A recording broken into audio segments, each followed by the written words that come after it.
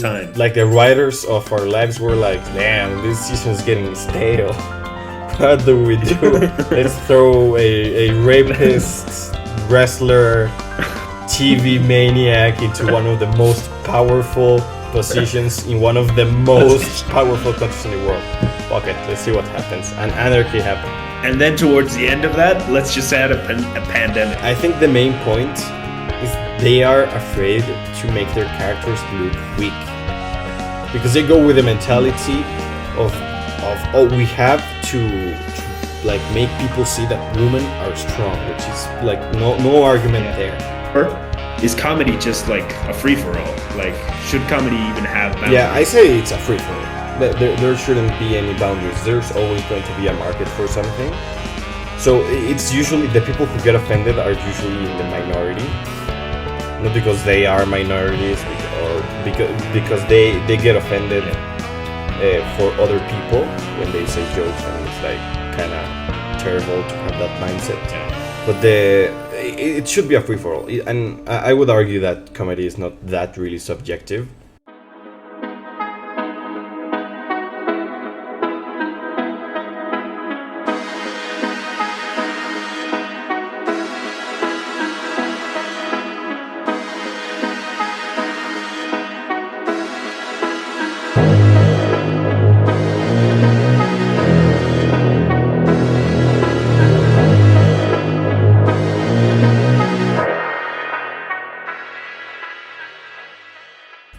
Welcome back, people, to episode number 16 of the Creekcast. Here back again with another one of those new type of podcasts that we're trying to do. No guests today, but by next episode we may get a new one with a secret topic that we can't discuss yet. But yeah, today's topic is going to be very interesting because we're going to talk about something that's very prominent in today's culture, which is cancel culture and everything that has to do with it. So, yep, recommended by one of our own listeners. So, yeah, I mean, let's take an ad break before this gets heated. There's hot takes coming up, so stick around. So yeah, ad break now. Welcome back from that little ad break. Now we're gonna get into the debate in a way. So yeah, I mean, let's start off with the side in favor of cancel culture. I'll take that point. So let's start off. Cancel culture. Oh god. Well, here's the thing. Cancel culture can be a good tool if we look at it in a certain way, because there are certain people and certain times where there are things said that just don't go with like, it's just not acceptable, and it shouldn't be acceptable for those people to have a platform. They should be, quite frankly, removed from that platform and not have the chance to go back to it, especially if they've had various events in where they've said something or demonstrated something, and they have just completely marginalized or attacked people for no apparent reason. So I think if we look at it from a certain perspective, it can definitely be beneficial. Yeah, well, I think that it's okay if some good comes out of the bad, but at the end of the day, we're trying to stop the bad. So by having cancel culture, we don't know who gets caught in the crossfire, you know? Yeah. So they may be good people who did something stupid like 7 years ago, and people are trying to dig up their past and be like, oh, he did this like 20 years ago. Death. So it's not a fun thing, like, especially now since everything's so available. Everything you do and say stays on the internet. And no matter how long it has been, people manage to get canceled, because that's another point. Only if it's a really big event you can get canceled, like some really big actor. But for the most part, people just say, "Yeah, cancel that dude," and nothing really happens. Yeah, I mean, here's the thing, right? Cancel culture, like it can be easily debated because people will say that it's a good medium to people into groups and eradicate possibly hate speech and things that are damaging, but it seems very childish and very useless. Yeah, Like at times it cancels the wrong things. It goes against people who aren't doing anything realistically instead of actually going against the big picture, the main thing, the big industries. It's going against people who their DMs were released or something. Like it's not actually changing society, and that's why when we look at cancel culture, is it really effective or is it just an excuse to feel like people are I being think it's the effective? second one. People are too lazy to actually do good in the world, so they prefer just to say, "Yeah, Yeah. I get canceled," dude," and that's it. Especially on Twitter, they're just like, Yeah, Twitter. And here's the thing as well, like on Instagram the other day, Maria, our previous guest, to go check it out. Well, she put a tweet that was about like all these people who claim to be activists, but they don't actually do anything. They just put that title to their name to feel good. because they Yeah. believe in certain things, but they don't do anything, which is kind of what cancel culture represents because it's not people doing anything. Most of the time, it's people ruining other people's lives. And that's not like Um, even the full extent of it. Like people yeah, only there's just a handful of people that actually go and do the canceling of cancel culture, and the rest are just like typing, "Yeah, this guy said something terrible. He sucks," and they're yeah. like, "Dude, you're not actually doing anything. You're just saying stuff." There's like three people who go Yeah. full stalker mode and try to do something about it, but hey, Yeah, I think there's also various like different things we can look at when going into cancel culture. There's like your Twitter cancel culture, which I mean will just feed off of tweets from 10 years ago, which was one mistake or one mindset, which it doesn't allow for like the possibility of accepting that people change and people grow. So it just kind of edges on the past. But there's also, I think this is probably the more controversial side of it, which is probably comedy. I think yeah. comedy is a big debate on what is actually okay and what isn't okay. So I think we should look at that, honestly. I think um, it's very Yeah, difficult. well, well, my personal belief is that it has to be funny first, and then whatever else doesn't really matter, because there's a big difference between trying to appeal to people and not making your joke funny because you're trying to be inclusive, not saying any names, but you know who it is, and there's the people who just first say offensive shit to be offensive, and then the joke. Like you first need to be funny, and then whatever else. If it's offensive, but it's funny first, doesn't really matter to me. Like, oh, but you can say anything. No, come on. If it's funny, it's funny. That's why jokes are for, to be funny.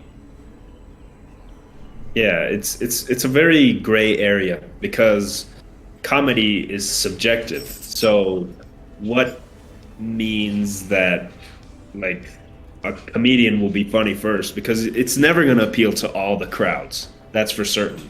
It's going to appear to certain crowds and it might offend other crowds. And I've had this conversation before where this guy might be very funny, right? He might be funny and he has an offensive nature and his comedy is dark and it's more edgy. Um, but the thing is, like when do you accept it and when is it unacceptable because it's offending other people, or should just the other people if they know it's going to be offensive, not tune in. Yeah, well, I mean, people already know the brand of the comedian they're going to. Like most people do, because you don't just be like, oh yeah, comedy show. You don't go to a movie without knowing what the movie is about. Like you know the style. Yeah. You don't bring your child to see a horror movie. You go to a child's movie. Well, maybe in the past, but now it's all streamed, so I guess it doesn't matter. But you get me. So people already know what they're going to. So they shouldn't. Well, they should expect be offense, be just overall not okay with the content of the comedian because of their brand. But again, they need to be funny first. And if it just so happens that their joke was offensive to some people, sucks to be you. It's funny, and that's why you're there. Yeah, it's just that's the thing, right? Like to kind of take on the point of the other side. When you say that it has to be funny, what if, like, I don't know how to put it, but the people who are watching the comedy show from one side of the world are laughing their asses off, and then the people who are watching on the other side of the world are completely taken aback by it and they find it repulsive. So where is that line that kind of defines something as acceptable or not? Or is comedy just like a free-for-all? Like, should comedy even have boundaries? Yeah, I say it's a free-for-all. There shouldn't be any boundaries. There's always going to be a market for something. So it's usually the people who get offended are usually in the minority. Not because they are minorities, because they get offended for other people when they say jokes, and it's like kind of terrible to have that mindset. Yeah. But it should be a free for all, and I would argue that comedy is not that really subjective. It has a structure that's down to a science that is true. Only the best of comedians can deviate from the formula and create a unique experience. But most of them follow the same rules, like a movie. Like there's first, second, and third act, and only like a handful of films deviate from that, and that's part of their story. Like they implement it into the whole thing. So with comedians, there's setup, punchline, and hooker and sinker, and that's the exact science that you have to follow for every single joke. If not, it doesn't really go. There's also the subversing expectations. It's a whole science. So it's not that simple to say funny stuff, and that's it. There's a. That is true. That is true. And I mean, it has a very like set way for it to work. And the thing is, I don't know, what you mentioned as well, like people getting offended for other people. That's probably one of the main issues we're looking at when it comes to cancel culture. And one of the other topics that we were kind of that we're going to try to mention as well, woke culture, where it's basically like people get offended because they think that other people should get offended. Yeah, which just, it's so stupid. I mean, how can you like take on the mindset of a whole like group or culture or ethnicity or whatever and be like, oh no, this is offensive. Yeah, no, you should be offended by, if anything, that's a little kind of condescending and racist. It's like, don't worry, white savior here. I'll be offended by your part. Don't worry, minority. I will protect you from those evil white people. What the fuck are you even talking about? Like, especially one example that I can think of, like right now, is when Coco came out. In the US, it was like a fucking dumpster fire. People were rioting, like, that's not how fucking Mexican people are. This is just misrepresenting. I know that it's kind of boring that all foreign Mexican films have to be in Dia de Muertos because like 3 people celebrate it here. But when it came out here, we're like the grand majority of people were like super happy to have representation. Like I couldn't identify as well because, well, Whitexicans, hell yeah. They should make a movie about say white chicken. That would be cool. I I think there's enough of those made to here in feel represented. Mexico. So yeah, well, Here's the thing. I mean, yeah, what you say, like, I think using Coco as an example, like it's a movie that represents the culture and puts it like the people who worked on the movie, they studied and they came here and they lived like they were there with the people in yeah. the communities and But they by the way, tried to make just it advert as here. The authentic. people the people lived with a small family, and Disney didn't pay them a cent. They promised, and they didn't pay a Oh cent. yeah, That sucked. good old Yeah. Disney baby. And then, well, fucking Speedy Gonzalez. Ah, that's just what I was Yeah, thinking people about. here were like making riots because it was so funny. Like they loved Speedy Yeah, Gonzalez. it- It became like a fucking national symbol. And then in the US, Yeah, it's just they, like- they got offended. They were like, that kind of isn't true. Like, people like that don't exist.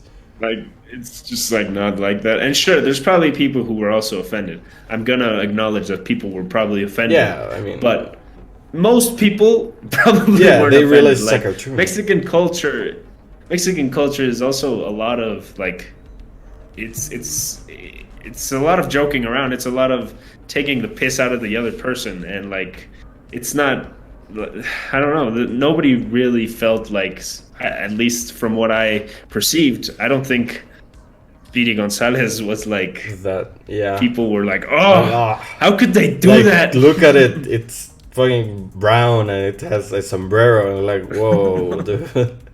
Where are you getting Dude, watch offensive? out, bro. Like, why do you get offended by that? Like, Yeah, people like that do Yeah. exist. I'm sure that people here like might get offended because it's a pretty stereotypical. Like, yeah, sombrero, tacos, let's go arriba. It's like, yeah, I get it if you get offended, but like, if you're from here, like, if it's your culture being represented and you don't like the way it's being represented, and it's being represented by a foreign country that doesn't really know that much about your culture, I get if you get offended because you can feel misrepresented. But I mean, you have to take in mind it's fiction. It's a cartoon. It's fiction. It's not there. Like, people don't actually think yeah. people from Mexico are rats that go really fast. I promise you that. Yeah, well, Some people do. Some but- people. There are stupid people everywhere. You can't do anything about that. Yeah, and that's a thing. I think like when you look at stereotyping in that sense, like Speedy Gonzalez, I mean, I understand, as you say, why people get offended, but at the end of the day, it's like people are just looking to be the good guys, and that's why they get offended. They're like, oh, how could you Yeah. represent Mexico like this? Unacceptable. I'm changing the world, which just quite clearly is not true. They are not doing anything but creating a much more toxic environment, especially on social media, which leads to the next point of what is the role of social media in the spread of cancel culture and woke culture. Well, I mean, I think it's pretty obvious since the media has given a voice to most people, if not every single person that has one, has a mic with it, and with that kind of amount of perspectives being thrust into a single point, well, you tend to get some views that are pretty stupid than others. So that and when people find other people that think exactly the same as them, they tend to stick together and create this echo chamber of just bad ideas. And that's cancel culture. People who are offended by themselves, they get offended because other people say it should be offensive. And they don't even have any idea what they're talking about, but because another person that thinks like them says it's bad, oh, then it should be bad. And it creates this echo chamber, and they go after people thinking they're righteous and changing the world and making like big problems go away. But they're like targeting like a small business because I don't know, they find ways. Yeah, and that's the thing. It's also like you're generalizing everyone. I mean, when you're on the side of canceling someone because of something that you found offensive, you're putting a whole group into that. Like you can say that this is misrepresentation of Mexican culture, for example, and that's generalizing because what if 50% of the population doesn't find it misrepresenting? Like you can't just put the whole culture in one box and assume that everybody's going to get offended. It's like what? Yeah, that's talking about culture, but when we move about like criminal cases and stuff, that's when I'm okay with it. Like, oh, this guy raped Yeah. 3 people. Like, okay, sure, yeah, Yeah. but you shouldn't cancel them. You should put them in jail. It's not. It's like, yeah, get Exactly. cancelled, get boycotted, but justice. Like, no, you didn't do justice. It's justice until that person is under cuffs or dead. That's as easy as it gets. Yeah, and actually, like one of the something that comes to mind when you say that is Donald Trump. Like when Donald Trump, especially towards the end, that he got banned from Twitter. Like there was a side of things that was like, well, he shouldn't be banned from Twitter because free speech and social media shouldn't take sides. But at the same time, it's what's the line there with misinformation and like also this dude is like a rapist and Yeah, stuff. So I mean, I don't know. the main argument in favor of banning him was like you said, you shouldn't silence people, but Twitter has already like their specific rules that he broke many times, and I think it took way too Yeah, that is long. true. Like he had to incite insurgents against the government for Twitter to be like, yeah, that's not kind of cool. Like he incited a terrorist attack, and that's when they decided it wasn't okay. Yeah, that's when it was like, oh, okay. I guess we can't I keep you guess we around here can't keep anymore. terrorists here. It was entertaining seeing you tweet. It every really 2 was minutes, though. entertaining. Like, say whatever you want. I kind of miss those tweets. Not the racist one because they were like not creative. But then he came up with some wild stuff that were like riotous. Some Yeah, bangers. like Kofefe. That was a boring And here- meme, but it was funny seeing him have a stroke on Twitter. So, yeah. Without a doubt, the most entertaining president. Oh, of the hands 21st down. century. I don't think there's another. I can't think of another president as entertaining. Like you can say more righteous I mean- and whatever. Well, I mean, Yeah, but entertainment, pure Yeah. entertainment. Like this dude was anarchy in a ball. He just exploded and came up with Yeah, it's shit like all the time. like the writers of our lives were like, "Damn, this season is getting stale. What do we do? Let's throw a rapist wrestler, TV maniac into one of the most powerful positions in one of the most powerful countries in the world. Fuck it, let's see what happens." And anarchy happened. And then towards the end of that, let's just add a pandemic to kind of Yeah, like sprinkle sprinkle a it. little. When do we end the pandemic? I don't know. We'll see. We'll see. Yeah, wild stuff. So yeah, he was entertaining, but he deserved what happened to him. Yeah, I agree. It's like there's rules. You can't break them. Just it's quite simple. And he Yeah, had a I lot mean, of chances if as you well. if you decide to break them, and it's like, oh, if you want to say whatever, I mean, the internet's still free. Like you can say whatever the fuck you want on the internet. Maybe not Yeah. specific websites like Twitter. You can just go throwing. Well, you can, but you can. But you can just go throwing racial slurs around. You get banned. Like, oh, okay, do your own fucking website. So you can just post everything you want. There's pretty easy ways to do it. You can make your blog. Maybe not as many people will see it, but you can advertise it on other websites. Like, oh look, I found this cool website, and just don't put any of the racial slurs, and it stays there. Advertise. Yeah, it's also just kind of like these people's lives are so Yeah. sad. Like this is what they opt to, and I think cancel culture is like it's just a sad reality because it could be useful, I guess, if you actually did something with people in power, but you don't. You just do people like it's against the people. You're not actually doing much. You're just attacking the own population, which really has no say in things. And sometimes it's not even like you're going against a convicted rapist or something. You're going against a dude who said a bad thing 10 years ago, and it's like, oh, now he can't be director of Guardians of the Galaxy 3 2. Yeah, why? Because I don't know. Like he said some bad stuff, like when I wasn't even born. So, Yeah.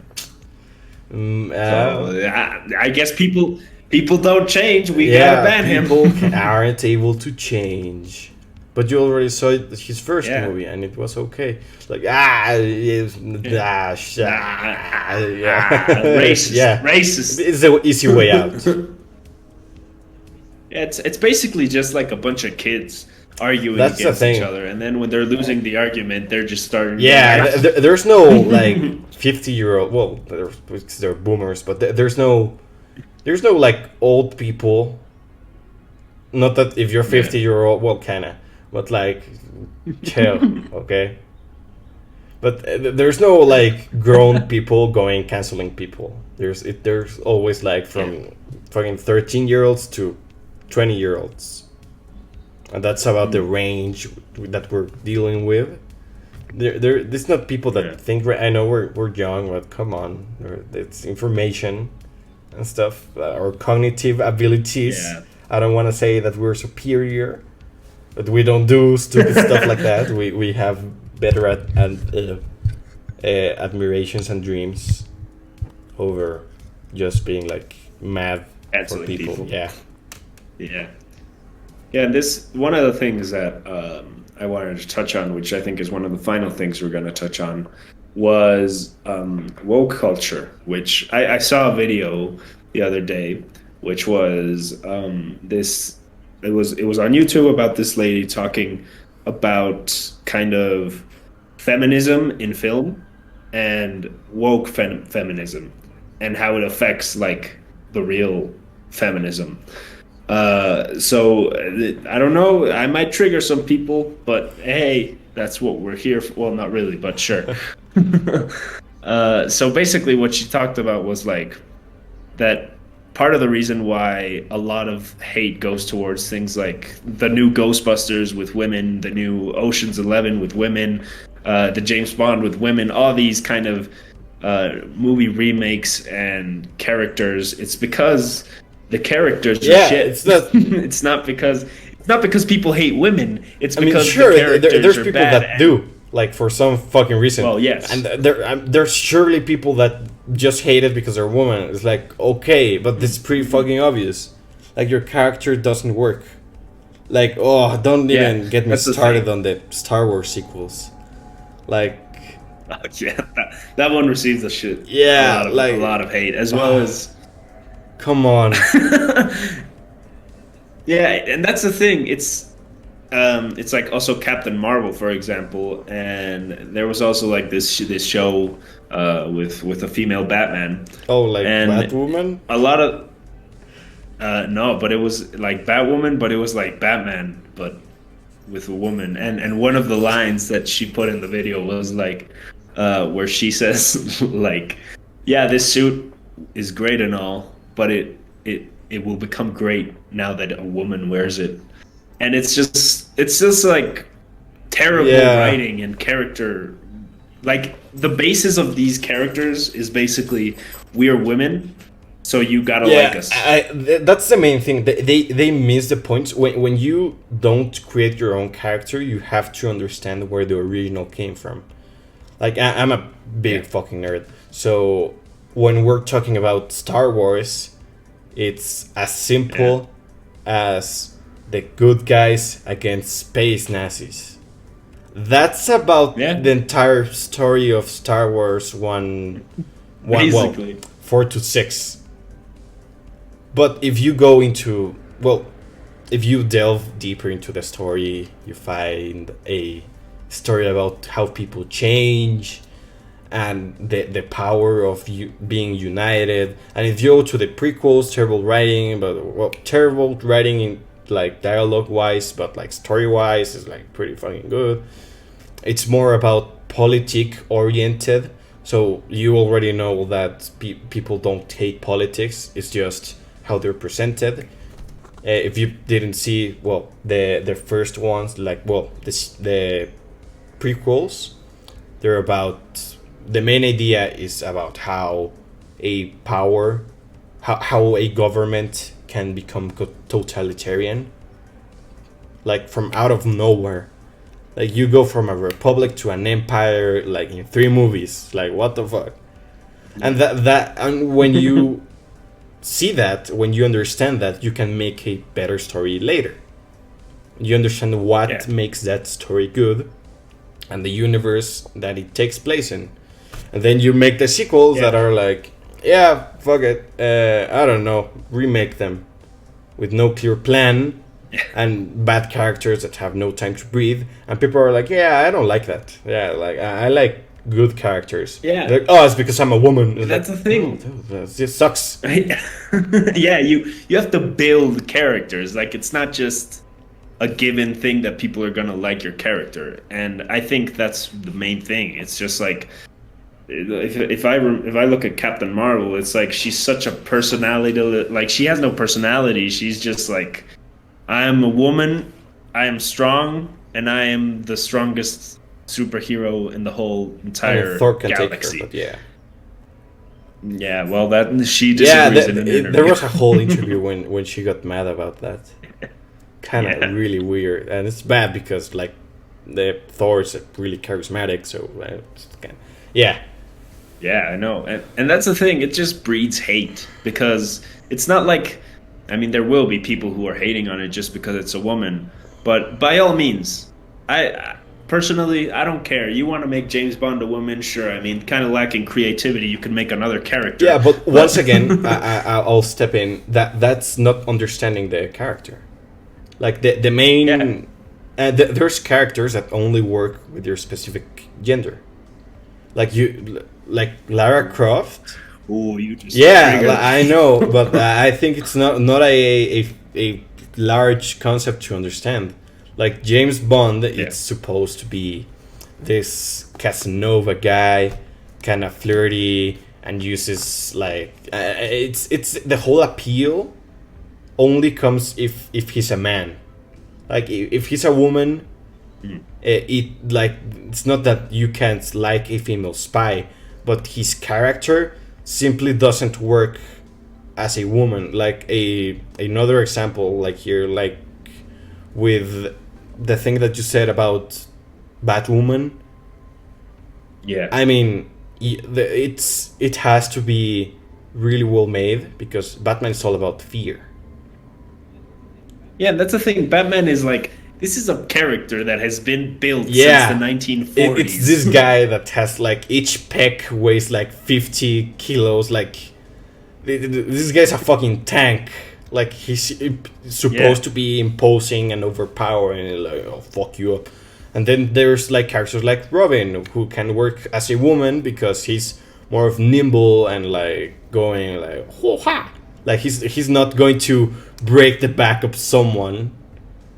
And it's just like fucking massive leaps in logic, thinking that any character can be translated into any other gender and not change the core of that character, because they're like, as much as we want to say that we're equal society wise, but we, like, I think anyone can agree, no matter what spectrum of the political shit you are, we can agree that if you're a man and if you're a woman and everything in between, you have different experiences from other genders.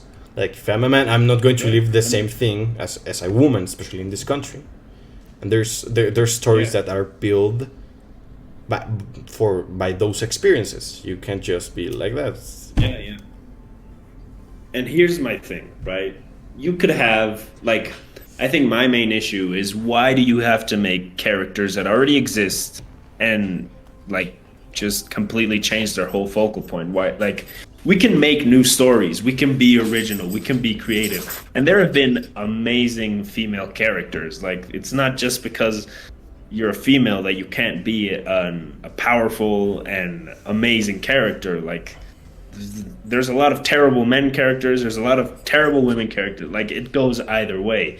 But you look at a lot of female characters, I mean, there's so many, and it's ridiculous that people want to like restart something that has already existed since the early Yeah, 19,000s and make it into something that it just isn't. Like when you think of Batman, you think of like Bruce Wayne, you think Batman. of the elegant, yeah, you think of the elegant rich snob that fights crime and he's Yeah, got all these assets to him. It's like, yeah, you know, why? and there's 2 points to be made here. Like for example, I say that the main problem with rebooting stuff and just completely changing the genders, it's not because you change the genders, it's because usually those reboots don't acknowledge the past.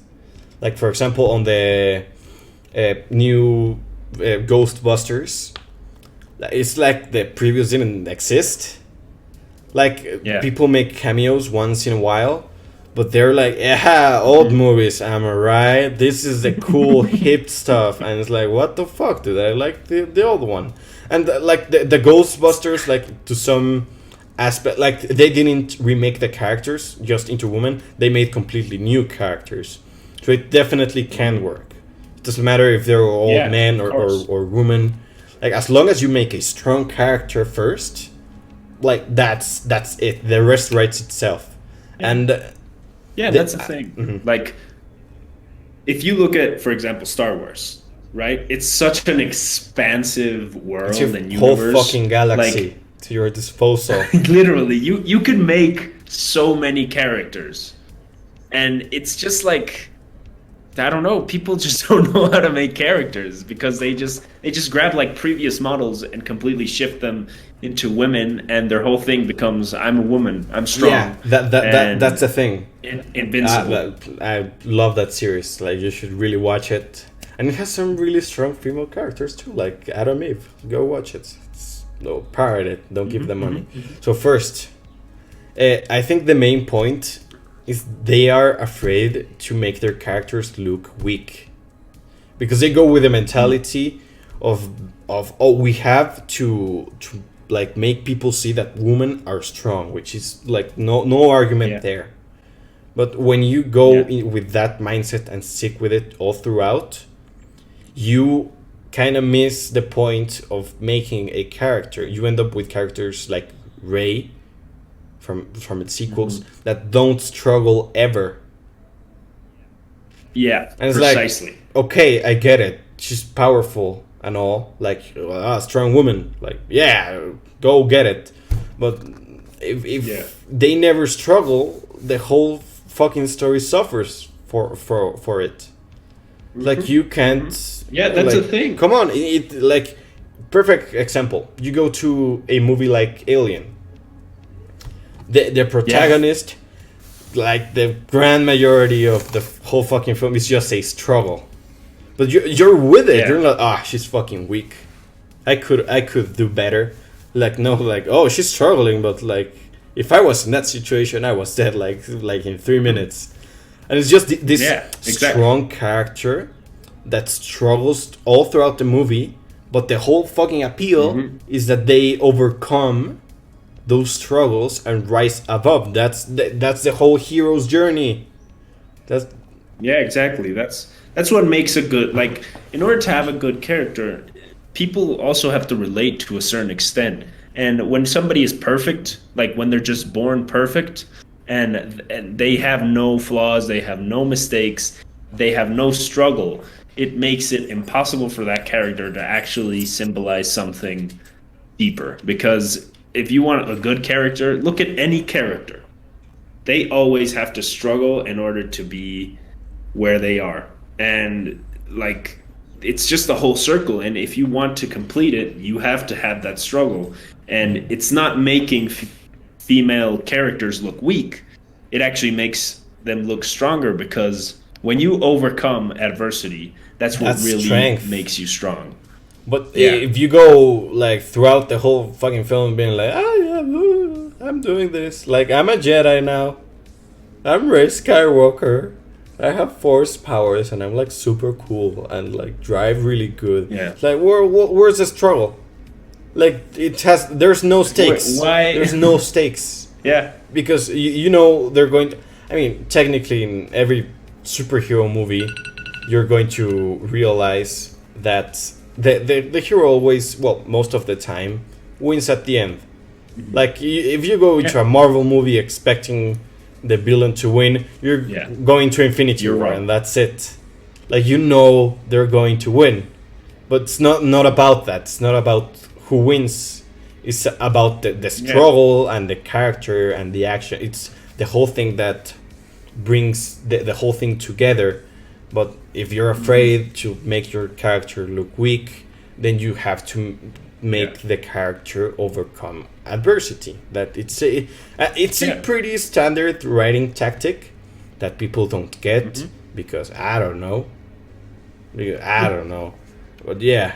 Yeah, I mean, what you just said actually like reminds me perfectly of the Dark Knight, which I saw recently, and it's like a whole journey between, first of all, Bruce Wayne and also the Joker. Like, it's not just either one is perfect, because they each have like their moments where you can be like, oh, they look weak. They don't look like they're gonna go ahead with this. And in the end, you could say, like, I don't want to spoil anything, but Like, if you haven't seen it, I mean, come on, man.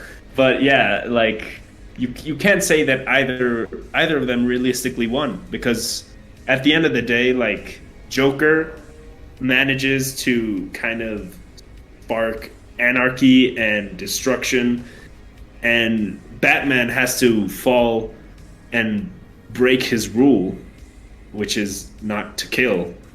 So it's kind of also finding a balance between who wins and what is put to sacrifice, because you won't achieve anything if you don't sacrifice anything. Like, how does that make a good story if somebody doesn't lose anything in the process and comes up on top? Yeah, it just feels like, oh, it's just a walk in the park. Like, why should I care about this? Like, the character is not doing, like, even if the character really does care, if I'm not seeing them struggle, like, what's the point? Like, I already know they're going to win. I already know they're going to win. But if the character is not struggling all throughout the film, like, what the fuck? And there's even like great media where the character doesn't even struggle. Like, if you have watched One Punch Man, that man doesn't struggle at all. It's the whole point is that he doesn't struggle, but the characters around him do struggle and create a good story with a good narrative. And that's the thing that these films lack. Like, they're so focused trying to appeal to woke culture that they lose sight of a good story. Like, you just make propaganda at that point. And my issue there is that in the end, you're distracting from real powerful women. Like, as you said, Alien is a great example. I think it's the best example. A movie like that won't receive as much representation and love on one side, because these movies are so focused on just like being propaganda towards woke feminism, and where they're just like stating like, oh, we're women, you can't hate on us. Like, all men suck, which is basically like the trend that you see in those movies. And the issue with that is that it puts down the other movies, the other icons of film.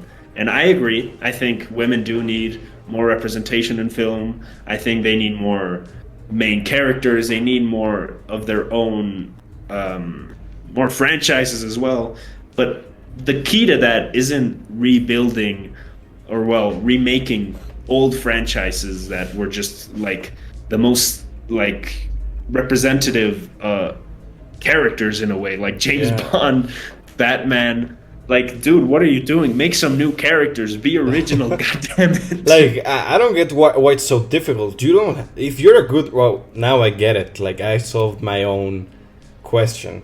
If you're a good writer, you can create your own story and don't need to leech off other existing franchises. But these people aren't good writers, Yeah. so they have to leech off existing franchises to get the funding Yeah. and to try to subvert expectations. Like, what if Batman was a woman? Oh, like Batwoman. Like no, like, but like No, no, like like Batman. It's like, But woman. there's already a character like that. Like, come on. Like that really gets me mad because Yeah. like it robs the spotlight of literally Batwoman that already exists. Yeah. That fucking brilliant character. Like, Like, I don't understand why we have to focus so much on a character. Like, what's the intent by making a remake of Batman but as a woman instead of making a Catwoman that builds a franchise to the level of Batman, Yeah. for example? Or you can make so many characters. Like, if I look specifically in that world, there's so many female characters that you could like just elaborate on and expand. And then they decided like, oh no, let's make Batman but as a woman. to and make if a you go statement. to the world of Star Wars, you have a whole galaxy. Like all the previous characters that were female, like one, are already like canonically dead, and you can't do much about it. So, but you have a whole galaxy at your fingertips. Why not create a new character that can go along with the universe? And then they create Rey and explore like the same three planets forever without experiencing Yeah. adversity, and that's where you lose focus. Yeah, adversity and diversity. Like, you can also add a lot to these worlds. Like, why don't we open our imagination and creativity and start actually making real figures in film? I mean, there are a lot. Don't get me wrong. I think recently a female character that comes to mind, like from blockbuster films, would be what's her name? Black That's like a blockbuster film that really represents a strong woman character, and she's a badass and she struggles, but she's like a really loved character from the Marvel universe. And I don't get it, honestly. And- Like Yeah, I a don't good get it strong either. female character in the Marvel universe is Scarlet Witch. She's a bad Yeah, bitch. yeah. She has like so much Yeah. power. She has a really interesting story that comes from like not decades, but like years of good writing that build up to a good. If you saw Yeah. WandaVision, you know what I'm talking about right now. Like she ends up like a pretty, not only like top 3 most powerful characters in Marvel, like physically, well, not physically, but like with power, like with true power, Yeah. and really well written. And then you have like Black Widow, who's like, I have guns and stuff. Yeah, I think Scarlet Witch is definitely actually the most the focal point of what a female character in a blockbuster movie should really look like, because obviously there's different type of movies, and I mean something like Lady Bird shows a female character that is also strong and that passes through a lot of adversity. But talking about blockbuster with all these billion-dollar remakes and whatnot, like, you can make good stuff, you can make good characters, precisely like Scarlet Witch. I don't get why you decide to make a Captain Marvel. Yeah, like another one. Like you saw how last one went. I don't know why you wanna do Yeah. another one. And again, it's just a character that doesn't struggle throughout the film. Only Yeah. when the film needs a tense moment and they realize like, oh fuck, like she doesn't struggle. Like, it's crazy that I remember when Endgame came out and Thanos like literally punches the life out of Captain Everyone Marvel. Like, cheered, people celebrated yeah. that. But Yeah, and exactly. The same people cheered when Scarlet Witch was like fucking going to kill Thanos. Yeah, so it's not It's the just character about- that's wrong, not the gender. Like, yeah, you don't. Gender is just the excuse to kind of make any type of character and any type of like content, and it's like, oh, you hate women then. Because they hide behind the cancel culture and woke culture, because they know that those people will instantly just look at the gender, and that's what they care, because they don't care about the story, they don't care about the character. They then get surprised when the movie doesn't sell well. Like, Yeah, exactly. the girl from 9/11, like, that's the thing. That's not 9/11, 9/11 something. 9/11 Ocean's 9/11 11. Oceans. Yeah, Yeah, the girl from 9/11, of course. like that movie didn't sell like at all. Like, people didn't even know Yeah, when it no. was out. They just knew that it was bad. And they actually got mad, like, oh, look what men did. They didn't want a good movie to Yeah, succeed. Like, no, I don't give a I don't shit know. about your shitty movie. That's it. Yeah, the same for Charlie's Angels, which they Oh, also made yeah. a remake. And the director was like, yeah, I mean, I've always watched male-led movies, so I hope that men do the same. And then nobody watched the movie. Let's just also like reinstate the fact that 50% of the population isn't male, it's female. So it wasn't just males who were like, this is a vendetta against Charlie's Angels. It was the movie wasn't good. Nobody wanted to see it. And she was like, oh, Yeah, like, men. oh, darn, man. God damn it, you got There's it again. definitely people It's that like, didn't watch it because they were women. They're like, okay, they're like, of be course. sexist, fuck you. That's. And Yeah, then there's exactly. people who are like, yeah, that doesn't sound like good, like a good story. That looks bad. Yeah, like, I already saw this movie like 7 times. Like, why should I look at a shittier remake of what I already love? Yeah. So I mean, we have really gone on to our nerdy Yeah. side today, but It's always a pleasure. there's really not much more to say. Like, it's just I don't understand why. Well, I do understand, but it's a shame that we look to like make these kind of characters that are so lifeless and so just enwrapped by woke and cancel culture, and it makes such a toxic and hateful division between people, and it really puts down real empowering characters. And yeah, it's been a different kind of episode, a different type of conversation. We hope you liked. And yeah, I mean, that's really all there is. I don't know if you want to add something. No, I think we ended on a pretty good note. Thanks for listening. Yeah. Follow us on at the Creekcast if you already Yeah. haven't done that for some mystical reason. Yeah, watch out for the next episode. We may have a guest ready. Yeah, a very different type of guest, different Different thoughts. thoughts. So let's get going. Yeah. So thanks for listening. This has been the Creekcast episode 16. See you next week. Peace. Bye.